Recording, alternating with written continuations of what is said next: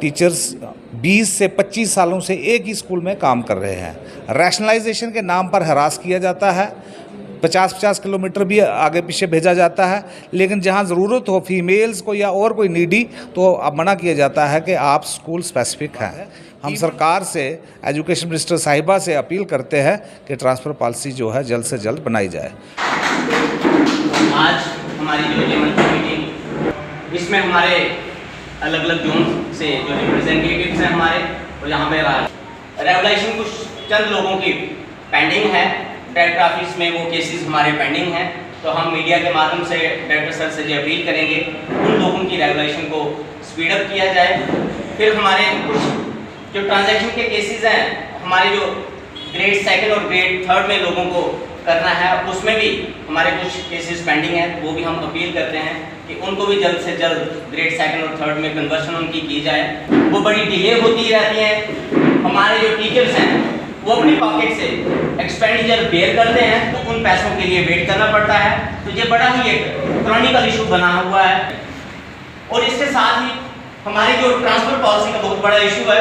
तो लगने साथी हैं, लगने से पहले वो अपने जैसे पेरेंटल अपने विलेज में लगे, यहीं पे लगे, और मैरिज के बाद उनको इंटर डिस्ट्रिक्ट की टीमों को जाना पड़ा, डिस्ट्रिब्यूशन हुई, तो उनको आज के दौर में अपनी नौकरी चलाना और अपने घरों को चलाना बहुत ही कठिन होता है। इसलिए हम गवर्नमेंट से अपील करते हैं, डायरेक्टर सर से अपील करते हैं कि हमारी ट्रांसफर पॉलिसी को भी कंसिडरेशन में रखें। Lekhraj Parihar, district president Jammu Kashmir teachers joint action committee.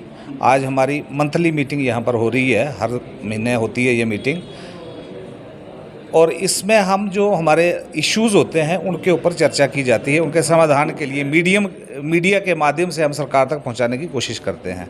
हमारा जो इस समय मुख्य डिमांड नहीं, हमारा राइट है, हमारी ट्रांसफ़र पॉलिसी जो है वो अभी तक नहीं बनी है।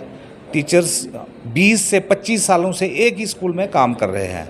रैशनलाइजेशन के नाम पर हरास किया जाता है, 50-50 किलोमीटर भी आगे पीछे भेजा जाता है, लेकिन जहां ज़रूरत हो फीमेल्स को या और कोई नीडी तो अब मना किया जाता है कि आप स्कूल स्पेसिफिक हैं। इवन हाई कोर्ट और ऑनरेबल कैट ने भी डिसीजन दिया है कि आफ्टर 5 इयर्स रेगुलराइजेशन के बाद जो हैं एज जनरल लाइन टीचर बन जाते हैं जब RETs, तो उनको विद इन डिस्ट्रिक्ट ट्रांसफ़र किया जाए, लेकिन वो भी आर्डर आज तक इम्प्लीमेंट नहीं हुआ है। बहुत दुख की बात है।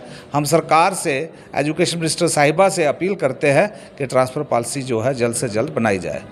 दूसरा, हमारा मिड डे मील का बहुत बड़ा इशू है। पिछले 7-8 महीनों के जो बकाया है पैसा, जो टीचर्स अपने पैसों से चला रहे हैं मिड डे मील, नाम सरकार का चल रहा है, सिर्फ चावल आते हैं, बाकी दाल, तेल, जो भी ईटिंग इंग्रेडिएंट्स है, उन सब का खर्चा जो है टीचर अपने जेबों से उसको मीट आउट कर रहे हैं, लेकिन वो अभी तक नहीं मिला है। हम सरकार से अपील करते हैं कि जल्द से जल्द वो ड्यूज़ दिए जाएँ, ताकि वो जो फैमिली का शेयर है वो टीचर्स वो उनको वापस मिल सके, और बच्चों का भी मिड डे मील चलाने में कोई परेशानी ना आए।